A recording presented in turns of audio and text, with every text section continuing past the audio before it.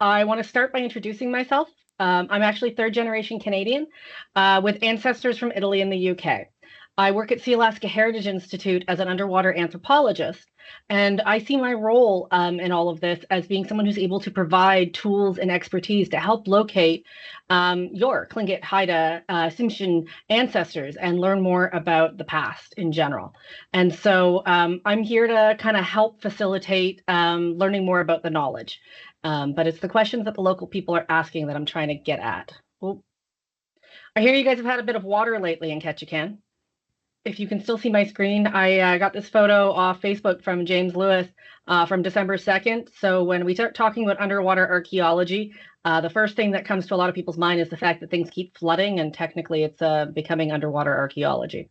So I hope you guys are all okay, and I have seen some photos where it looks like the waters have receded. I apologize if I'm looking in different directions at different times. I have 3 screens, so I'm kind of checking out what's happening on different things. This work, though, can't be done on my own. And so the photo here is of our 2023 field team, and I call it OSP because it's Our Submerged Past is the name of the project that I've been working on. And I've listed my the project collaborators here. Unfortunately, a couple people weren't out in the field with us, so they're not in the picture. But this team is kind of essential to be able to do this work. And that all comes together, and I kind of want to do a quick moment on a little bit of theory. All of this work needs to be done in collaboration with Indigenous and local knowledge keepers, or ILK keepers. And I do that using a theory called two-eyed seeing. And so you have a quote here from Bartlett's 2012 paper saying, "To see from one eye with the strength of Indigenous knowledges and ways of knowing, and from the other eye with the strength of Western knowledges and ways of knowing, and to use both of these eyes together for the benefit of all." And so the way I see things is that it's, with the ILK keepers is that we value the long histories of these place spaces and living and time-honored traditions from intricate and complex systems of knowledges about the world. And we're aiming to avoid misrepresentations and misinterpretations by Western scientists and by scientific colonialisms while recognizing individuals' intellectual property. One of the things I absolutely love about two-eyed seeing was actually developed by a Mi'kmaq elder, and they're out in the east coast of Canada in Nova Scotia. And that his name is Dr. Albert Marshall. And it brings together 2 ways of seeing in different methods of looking at things. And it doesn't just have to be one or the other. I see a hand raised. Is everything okay? And that way we can recognize an individual's intellectual property while we're doing this. One of the cool things about two-eyed seeing is that the term itself was coined by a Mi'kmaq elder, and the Mi'kmaq territory is in eastern Canada in a place called Nova Scotia. And his name was Dr. Albert Marshall.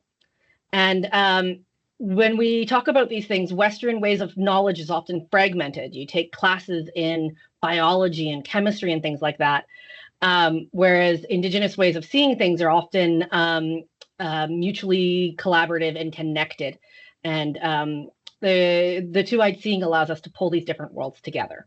And on this photo, we have the 2022 team, which was a bit smaller because we were doing just survey, but on the same boat. Big question I'm trying to answer. I'm looking at how and when people dispersed or came to the Americas, and how people moved around the world. To give you a little bit of an orientation, it's a bit more of a polar view, and you're looking at the ice extent from what they call the last glacial maximum, and that was 19 to 22,000 years ago. And when we talk about how people came to the Americas, there's lots of different routes they can take. And people came every possible route. So as somebody with European ancestry, my family came to North America through the transatlantic route. There's also a trans-Pacific route that people have taken, and we have evidence of shipwrecks that shows that this happens naturally even.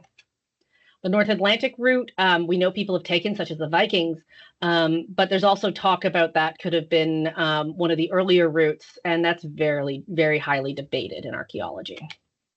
The one you guys learned about in school is likely that mid-continental route, where people walked across the Bering Land Bridge and through the ice-free corridor. Now, I'm really hoping that grade 6 class sitting in the front there hasn't been taught this, but they likely were taught this as one of the possible routes. Most of us, though, were taught this in school as the only possible route. And the problem is when we say ice-free corridor, that implies that there was a corridor between the ice sheets. And we've since learned, since that proposal was created, that the ice coalesced and it was not an ice-free corridor. And so that limits when people could have come through. I'm focusing then on the coastal route, which is why I love working in Southeast Alaska, because it produces an amazing location with sheltered areas that would have been open a lot earlier than that ice-free corridor for a route for people to make it south of the ice sheet. There's a lot going on right now with when people came here and how they got here and which way they went. And we're starting to have a lot of potential sites. So you'll see a couple of these sites have question marks beside them. And the question mark ones are ones that are still being debated. So the scientific method is you're proposing things and then we refute things, we argue things, and we try to come to an agreement. And so the ones that have question marks, we don't have secure dates. People don't all agree on. I know of a lot of issues with the Hartley Mammoth site, for example, but 37,000 years ago down in New Mexico would put people here long before the last glacial maximum. But cool things, with some of these potential sites, we could have people up in northern Alaska by 34,000 years ago, which makes a lot of sense with many of the models that have been suggested. But if I remove all those question marks, there's a little bit different picture here. And we start looking like 14,000, 14,1 at Little John, 14,4 at Swan Point. It's a lot more recent. So Cooper's Ferry at 16,000 years ago becomes one of the older sites that we have securely dated. And so we kind of have a time frame going on here as to what's happening and when people came to the Americas. So kind of keep that in the back of your mind. We're now trying to find that information here on the Northwest coast. All right, so Prince of Wales Island is where I've been focusing most of my research on. We talk a fair bit about Haida Gwaii through this. And I want to point out a couple places that I'll bring up in a little bit. But we've got Comox Harbor, which is down by Victoria, and a place called Namu, which is on the central BC coast. And I'll point those out. My study area, though, is over 40,000 square kilometers. It's huge. And I know, I apologize, I'm Canadian. I automatically work in metric. With Southeast Alaska, though, with the sea level changes and things, and we'll talk a bit about those, the focus of my work is really just on the west side of Prince of Wales Island. Things are different once we hit the east side of Prince of Wales Island, and I'll show you the sea level curve that I have currently for Ketchikan. Things get a little bit different out there than what it is, and it changes very rapidly. In general, though, for Southeast Alaska, the last glacial maximum was 19,800 to 17,000 calendar years ago, at least in the Prince of Wales Island area. Want to point out a couple interesting spots. Shukaka Cave has human remains in it and evidence of human habitation going back 12,000 years. And I'm pointing out Shakan Bay here, and we'll talk about some stuff from there. And the background picture and the picture behind me are both from just south of Shakan Bay in a place called Shipley Bay on the northwest side of Prince of Wales Island. We're going to have to talk a fair bit about sea level change because I'm looking out on that continental shelf, not on all this pretty land, and that's the modern coastline. Well, let's talk about what we have on the northwest coast. So I've said that regionally we're talking 14,000 years ago. What you're seeing here are the sites that, at least last I did a double check, are 10,500 years old. And what I like is I can only fit so many of them on the next slide. And so the sites on this list, I keep getting to move that date back as we keep finding older and older sites. So here are the dates behind those. And I've broken it up into Southeast Alaska, that lovely island chain Haida Gwaii, and then the BC mainland. There's two things I want to point out. We're going to talk about Sekan Utsi, and I'm sure I'm saying that wrong. And that site is dated based on the sea level curve. So that date keeps changing. And so that may not even be the current date based on the sea level curve I last have. The other one is Triquet Island at 13,850. And that's the oldest site along here. We usually just round that to 14,000. So why? Why is this so complicated? Well, we know that there's a terrace feature, etc., at 165 meters below modern sea level. And we know that was around the last glacial maximum. There's some contention as to where that point should be. This version of the sea level model has it around 13 or 14,000 years ago. Other versions I have it further out at about 17 when the last glacial maximum ended. So we know globally is different than locally. So globally, the last glacial maximum was 21,000 years ago, and locally it started around 19,800 years ago and ended 17,000 years ago. So by 14,000 years ago, places were deglaciated, especially back to at least Ketchikan area. But I really want to point out that we're lacking a lot of data below the sea level curve. Each one of these is written right here, and I've got to get that publication out soon. It is published, it's just not out. But this information is all we have below the modern sea level for that red line. And that's why I keep that blue line in there. That's a sea level curve from Haida Gwaii. And the reason I leave that there is it shows the similarity. It shows that we're very reasonable in the few points we have to match their numerous points. And then that dotted line is the global one. And so it's always a little different. But I want to point out that sea levels go up and then come back down. And so my focus has been this lower bit here. And Jim Bachtel from the Forest Service with Risa Carlson, also at the Forest Service, worked on this upper terraces here. Okay, this one's a lot more confusing, but I threw this one in because of the pink line. So that pink line is you guys. That is why what I am talking about has no relevance to Ketchikan to some extent, because the sea level is so different. And you can see that different places had similar type sea levels to the mainland of Southeast Alaska. But there's very few. It's just Haida Gwaii that matches the west side of Prince of Wales Island, my red line. All right, so pretty lines don't mean much to people's minds. So let's watch a cool little video showing what sea levels would have looked like. I apologize, when I wrote this paper, I was writing it with some Mayanists, and so they work in BC, or before Common Era. And so there's two sets of dates here, but this is going up in 500 calendar year intervals. And this is not the most recent sea level reconstruction, but it shows you how much land was out there as we come more recently in time and how it slowly became away. You got to think, you're a coastal community. You guys do everything on the water. It would have been the same in past times. People aren't living up on the mountaintops as much. And so it's that outer coastal area. Go back. It's that outer coastal area that would be way out on what's now the continental shelf, where people would have been if they were here 17,000 years ago. So what I like about Southeast Alaska is these nice drowned areas where we can get areas that would have been lakes and inland at different times. And when we zoom in on a lot of these places, we find some great places that would have been coastal that are a little bit more accessible than out in the middle of the Pacific Ocean here. Assuming a couple of you have been out there, and I'm assuming more of the adults will have, it's not the easiest place to stay at a stable platform to get much work done. You need a pretty large boat to do that. All right, a little bit of science time. The project I started working in this region on is something called Gateway to the Americas. There was two projects. The first year we went out was 2010, and we just did side scan sonar survey. And this project was led by Jim Dixon through the University of New Mexico, and he was my dissertation advisor. So this was my graduate school work when I was doing my PhD. Side scan sonar is great because you pull it along, towed behind a vehicle. And on the left here is what the actual unit looked like. And when you tow it behind, you can see what's on the seafloor through shadows and density changes. And so it kind of works something like an aerial photograph. And I don't know if you guys are still being taught about aerial photographs in school, but they kind of can tell you a lot without having to be in a computer program.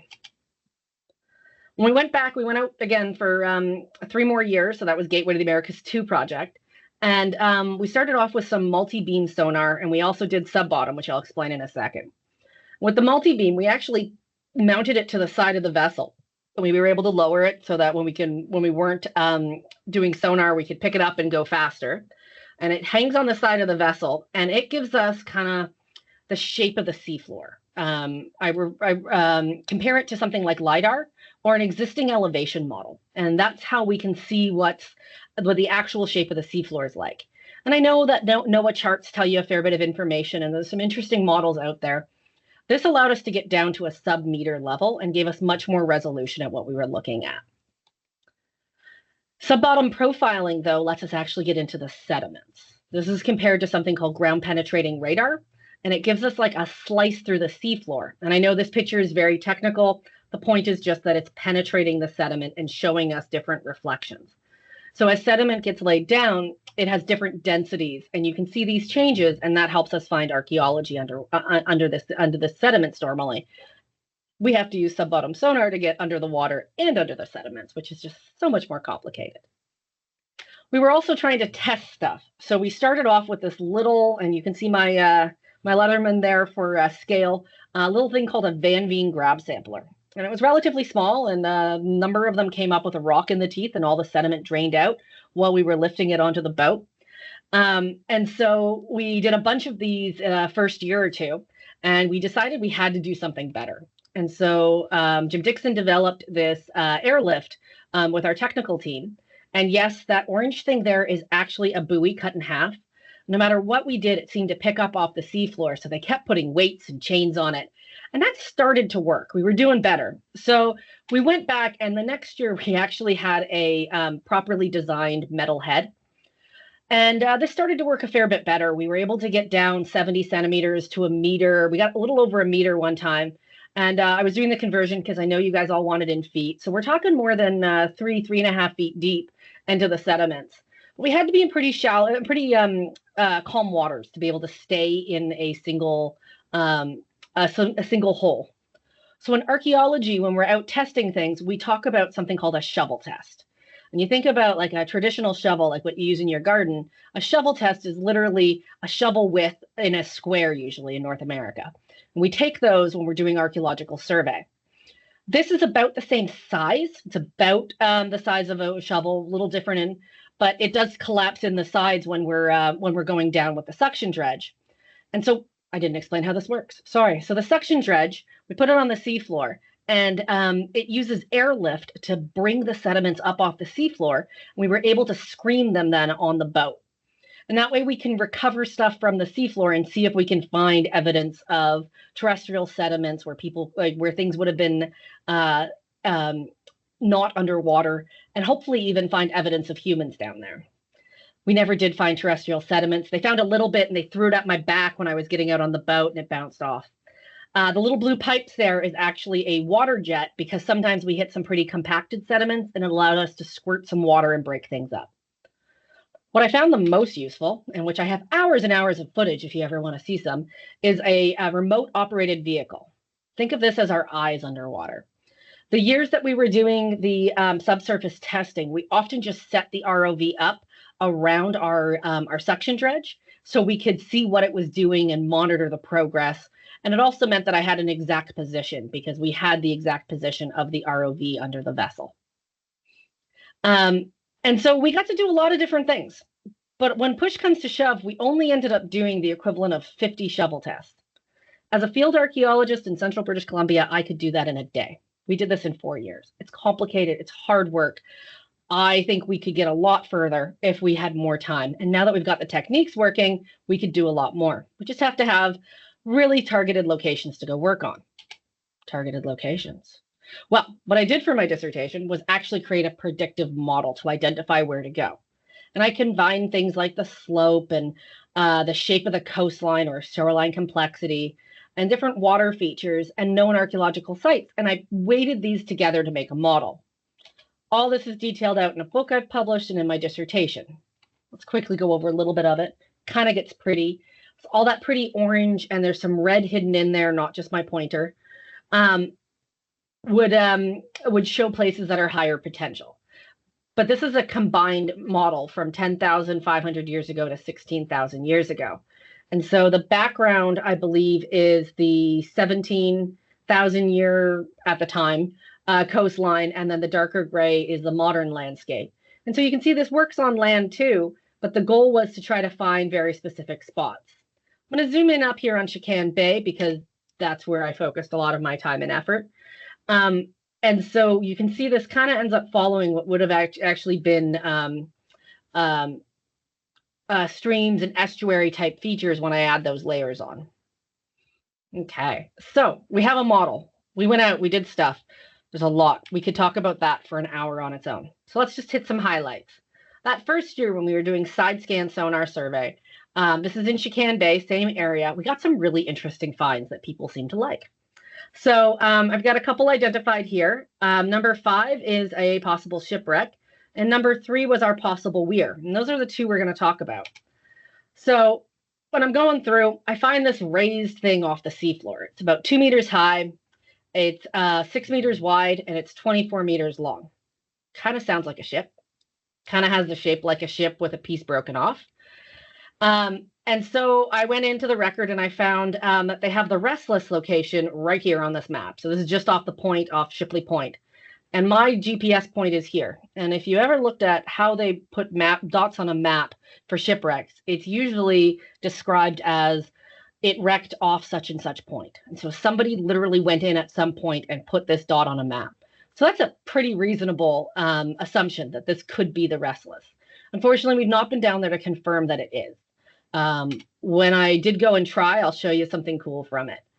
I have gone through and cleaned up that sonar image, and you can see it here. There's a little bit of distortion from the cable being moved around because it gets really shallow really fast here. But this is what the raw sonar footage looks like. Okay, that's the other thing I said was a potential fish trap or fish weir. I've presented this all over the world. I'm hoping many of you know what a fish trap or weir is. I apologize, I'm still going to explain it because not everybody does. So fish traps or weirs are often made of wood and some of them are made of stone. And the cool thing is that when the tide goes out, fish are left behind. And so you can literally just walk out and collect your dinner like these people are doing here. In the course of all of this, I've learned that there's a difference between a weir, which is something that's going across a river, and a trap, which is intertidal. And so if you saw some of the original press releases that came out, we were talking about the site I'm going to talk about as a fish weir, but actually it's a fish trap. We'll get there. I went back through my photo archive and I found this one from the Ketchikan Discovery Center because, you know, you guys in Ketchikan, that's one of my favorite cities to visit. I've spent a lot of time doing my PhD there before I had to go back to work. And so this is exactly the kind of thing that I'm trying to talk about. It's a, you know, a low stone wall. And this is a great little diagram. I do note that I took this picture in 2014, so I do not know if that is in the Discovery Center now. So I'm going to beat my own punchline just so that you know what we're looking at. And in 2022, we found this, this feature on the seafloor, which matches the stuff I identified earlier. And it was named Shakan Utsi, which means rock pile or fish trap of Shakan Bay. Okay, let's learn more about fish traps. How many are there? Well, Forest Service archaeologist Jane Smith in 2011 published a list, and she said there were 369 at the time known across the Tongass National Forest. So that covers a lot of Southeast Alaska. You got some information, but the key point here is that only 108 of them have dates.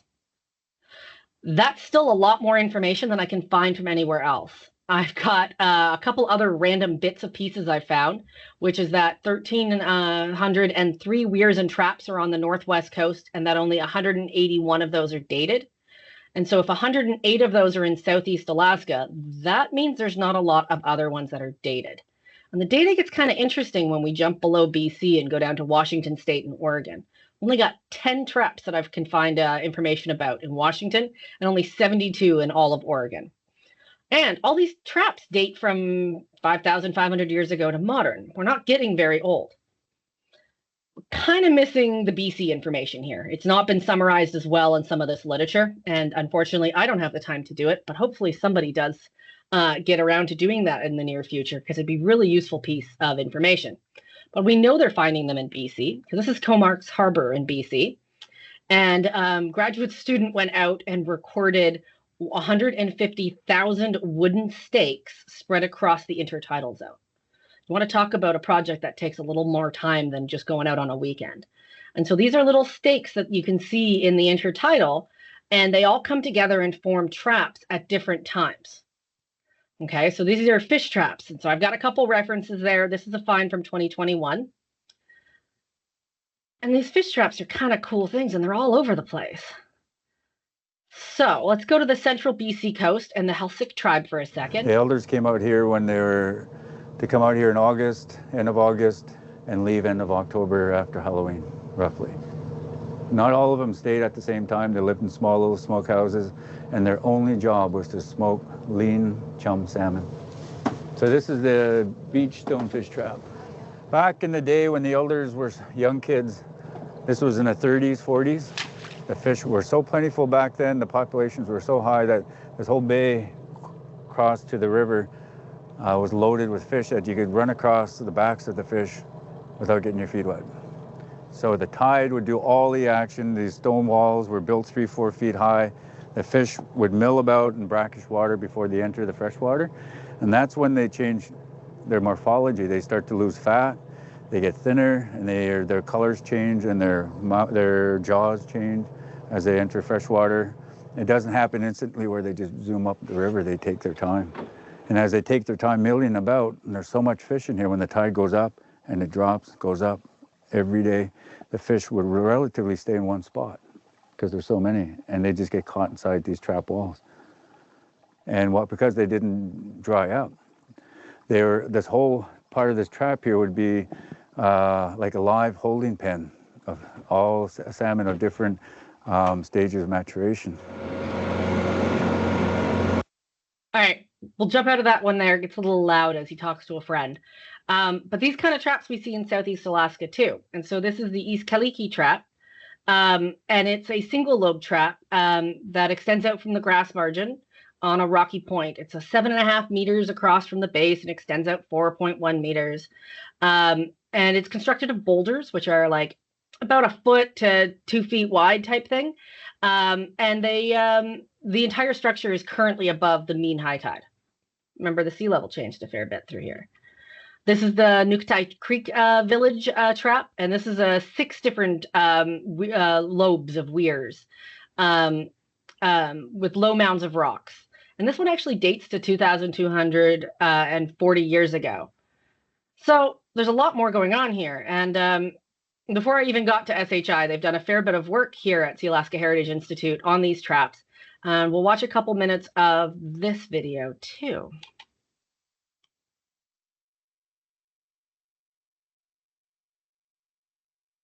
On the islands west of Klawock, Alaska, the Tlinkits traditionally utilized a different technology for capturing salmon.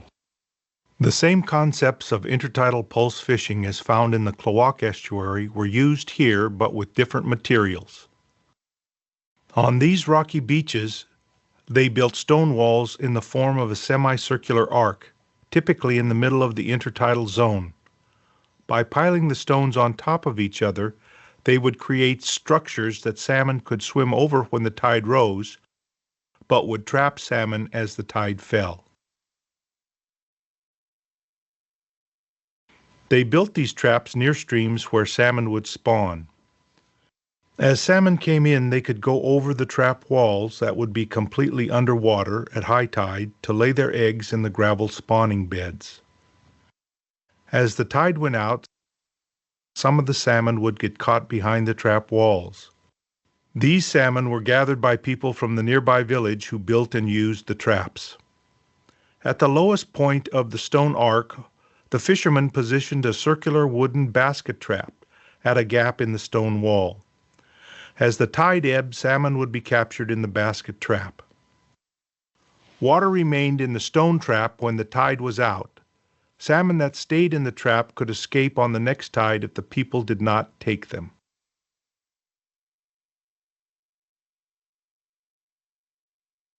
All right. So we got a little bit of an understanding now on how traps work. And back in 2010, when I was doing that side scan sonar survey, I came across this interesting looking thing. And I have to tell you, in truth, I paused the video because I swear while I was watching this on a plane ride, I saw an alien face, and it's 2 depressions here, and it just kind of creeped me out, and I paused it and then went, oh my God, what's that going on there? And so remember I said side scan sonar looks kind of like aerial photography. So we're talking about raised features with shadows. So you can see the little white marks are actually the shadows from the rock walls. And you can see there's a number of little semicircular ones. And I kind of jump between the 2 different figures here because this is what it looks like normally. And then over here, I've drawn in what I'm seeing to kind of help guide you. And there might even be one over here too.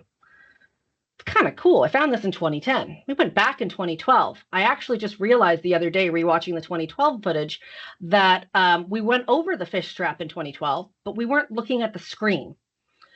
we were talking about something else, and we drove over the fish trap in 2012. And then we kind of milled around on it while the video was recording to, because this is 2012, so we still had to burn the video to a DVD. And we were milling around on it, and I don't have that footage because we were just milling around. We weren't actually doing anything. And so we were there. We just didn't get it in 2012. But in 2022, I got to go back. Okay, so why is this here? The seafloor, this doesn't show you anything. That doesn't look like the place in Kawak or the things we were looking at. This is at Shakan Bay at 52 meters. 52 meters below modern sea level. That's really deep out there. You're not swimming down to 52 meters.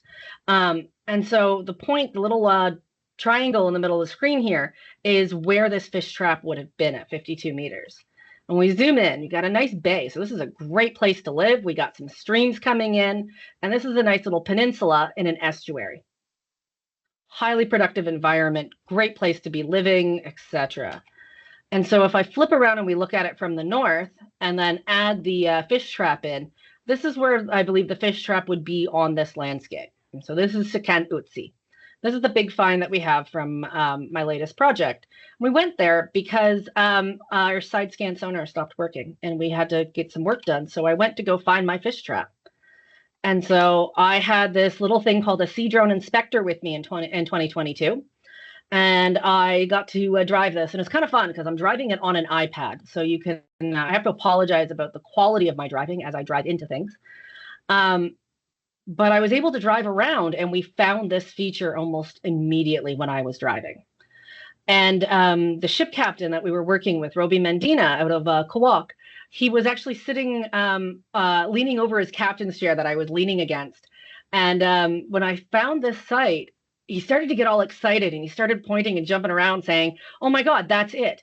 He had asked his elders the day before, knowing that we were going to go looking for this, what he should be looking for. And he saw this and went, "That's exactly what they told me to look for." And I'm hoping you guys are all laughing as I bump into things. I'm pretty sure I didn't actually damage any of the plant life down there. I just disturbed some things. You can see how much shell is on the seafloor, mainly from the otters nowadays. But I find this is kind of, other than the fact that it's me bouncing around, it's not that easy to see exactly what's going on. So this is one of the stills I've taken from that video. And I can see the rocks, but not everybody sees it with all that, you know, particulate in the water. So if I draw it in, you can see a bit better. You can start seeing that the stones are actually kind of stacking and fitting together like you would expect from something man-made. And then if I take that background away, you can kind of start seeing that we have almost a semicircular pattern here, and it's starting to fit what we were seeing in that side scan sonar. This one, I think, is hilarious. I don't know how I saw this, because when I look at this on a PowerPoint slide, I go, yeah, that looks like a big blurry mess. But when I draw it in, you start seeing the rocks I was seeing. If I take away that background again, we've got a little semicircular. I got a couple more of these images, but for time purposes, I only have these in here. So let's get to why I was there. In 2022, we got funding through the NOAA Ocean Exploration. This is between Sealaska Heritage Institute and a company called Sunfish. That's that robot I showed earlier. And our goal was to explore inundated late Pleistocene caves. So late Pleistocene, we're talking 10,600 to 17,000 years ago. Those dates are more based on sea level reconstruction. We knew about El Capitan Cave and Chukaka Cave, which have huge implications for our understanding of the end of the Ice Age, basically, in these regions. So we wanted to go see if we can find caves underwater. So like I did with the other project, I built a predictive model. So this is that weighted overlay, same kind of idea with just slightly different ideas on it, slightly different weights because caves are in different locations than open sites. And then I tried a couple different things. So I tried some machine learning. This is a random forest machine learning model. You see it's getting a little bit more patchy. It's starting to focus in on different areas. And then another model that I've been learning about and trying to use more is something called a maximum entropy model, which you take where things are currently and it applies it to different landscapes. And they're all kind of highlighting the same areas, though some of them are highlighting way too many areas to be useful.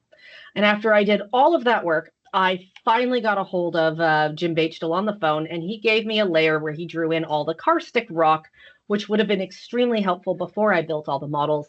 And then he told me where to go. And so we built boxes around things where he said I should go. And it does fit with my model, but my model is lacking data and needs to be refined. But at least I got the information before we went in the field, about 5 days before, but still. So in 2022, we went out and we had a side scan sonar. And you remember from an earlier photo, I had this weird little kin tube and we tow that behind the vessel. And this is that sea drone inspector that I took that video of the fish trap on.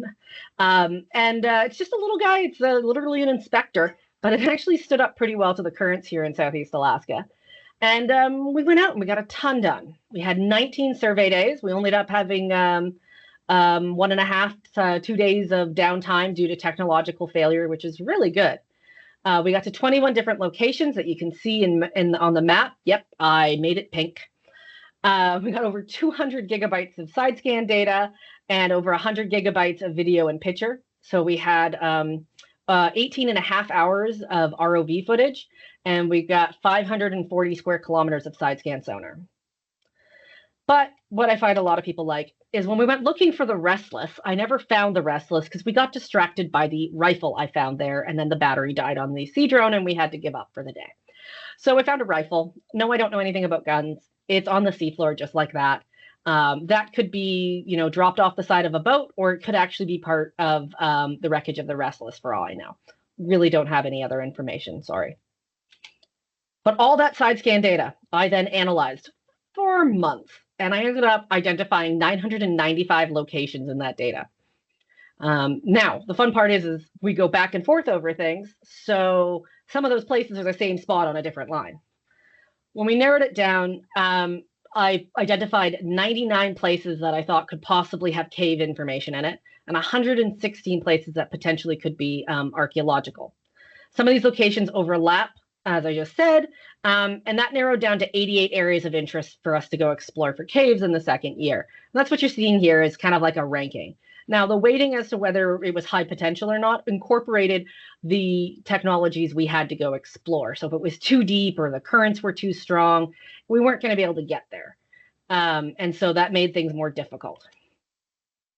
So what was I looking for cave stuff? Well, I like these kind of cliff faces, especially when they came to a head, because I thought that could either be a collapse thing or there could be something in there. And we explored these kind of faces with sunfish in 2023. I believe it's this face here, and then also this face has some interesting shadows on it also. I was really excited to also find these raised features. So you can see a color change, which would be a density change in side scan sonar. Same with here and same with here. And they look like raised features, and I'm pretty sure these are actually shell middens I found on the seafloor. So we got a lot more stuff to go do now that I have all this data. We've got to get more grants and get going. So in 2023, we went back out. We had some cave divers with us who took sediment cores, and Sunfish, which was doing survey and mapping. With those sediment samples, we were doing pollen and spore analysis, dinoflagellate cysts. So those are little microscopic things in the water that settle down and tell you about what the water was like when they were alive. We did radiocarbon data on it, so we have a timeline for the different cores. And I did something called microdebitage analysis. So whenever somebody uses a stone tool, it creates little microscopic flakes. And so you'll pick up the bigger pieces, but the little microscopic ones are harder to find, and they would remain if somebody used or sharpened a stone tool in that area. And so the areas in pink again are the ones we surveyed in 2023. I like being consistent and doing weird colors. And this is a great photo of sunfish coming out of the water on the side of the Showtime that we were working from again in 2023. For those of you interested in AUV technology, I really recommend reaching out to Sunfish. It was kind of fun because they have a little like remote control like you play gaming, but they often just sat there with a mouse pad and gave the thing commands. It was really interesting. And doing that, we were able to get 3D point clouds of places. And so you can see kind of like an overhang here and some interesting shapes that we found through Sunfish. And so Sunfish was basically taking small scale multi-beam. I'm sorry, I know we started late, so I'm just trying to rush through. So we have 3D map. We found a place called Sea Lion Cave, and we have a 3D map of that. And this is an overhang we found that we actually got sediment cores from, and we used Sunfish to help the divers get to the exact right spot. Because when we didn't, they didn't get it. And then sunfish, we actually have this little piece on the nose here, and you can kind of see it shining here. And we actually got a sediment sample from the entrance to the cave here with that. So I'm going to jump over the core analysis to a large extent. If you are interested in that, I recommend taking a screenshot of that QR code. That takes you to a presentation I did in October to NOAA, and we talked about the results as they are. And the publication for that should come out in the next 6 months or so. We're just finalizing the writing of it. But the cool part is that we have a calibrated date on this one sediment core from that overhang that comes to almost 12,000 years ago. So we did get some good old dates in here, and it's some really cool stuff. And I'm going to go really quickly through the next slide because I don't have time to talk about that one. But we did some great analysis. Quickly want to tell you about where I'm going next. As my work here at Sealaska Heritage Institute, we're just kicking off the black seaweed ethnography project. Ketchikan is one of the communities we're going to be working with. And so I'm working with the Ketchikan Indian, is it Council or A? I can't remember. I'm sorry, I'm blanking. And we'll be coming into the communities to do meetings, interviews, and participate in black seaweed harvests. I'm working with Dr. Rosita Whirl here at SHI and Dr. Forrest Haven at UAS for this project. And the thing is, we realized that we don't actually have a record of how black seaweed was used in Southeast Alaska. There just wasn't, it was never really written down. And we want to make sure we've recorded this important knowledge, especially in the light of climate change and sea level rise. So we've got a little bit of funding to do that. And our goals are to document and preserve how Southeast Alaska Indigenous communities are using black seaweed. And it's not just collecting it, it's also nutritional, ceremonial use. And we want to get this for the future generations. And I also, from the scientific side of things, want to know, is it a cultural keystone species?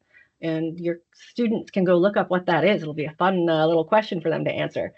But what does black seaweed mean, really? And this is where that whole two-eyed seeing, using Western science definitions and local cultural importance comes in. And so one of the impetuses for this, and we've had a couple meetings about it, is a green slime. The Lichmophora diatom has been found on black seaweed, and it's creating this green slime on the black seaweed that you can see after it's dried, and that's changing the color, texture, and taste. One of the projects I want to get off the ground, and we're not there yet, but I want to keep putting this in front of community members especially, is I have this environmental sediment probe, and I want to get it in communities for people to take when they're going out to different places so that we can get beach cores, little sediment cores from the beaches with the soil probe, and learn more about sea level at specific locations. So sea levels need to be much more bay specific, not regionally and area specific. And we got to get a lot more data for this. And so that's a future thing. We're still working on getting that together. All right, wrapping up. I know we need time for questions. So the fish trap means that we can confirm that archaeological sites will survive on the seafloor. They do exist out there. I just need more money to go do that. And I've been applying for more money. And hopefully we can get up and running on the next project, which would put us in the field in January 2026, working again off the coast of Prince of Wales. I keep wanting to understand more about how the Indigenous and local knowledge keepers are perceiving these landscapes and how this landscape's change is perceived, and learning more about the lives of these people at late Pleistocene time. What was it like living in Southeast Alaska 14,000 years ago? And then, oh my God, I might have underwater shell middens. I would love to get out and test and excavate those. And with the black seaweed stuff, I kind of wonder, can I find evidence people using that over 10,000 years ago? That'd be kind of cool. So again, this work can't be done in isolation. I have tons of people to thank, including some grant funders. And not leaving that up long, I'm going to go over to the slide for questions. And I have 2 QR codes there. One takes you back to that NOAA project website.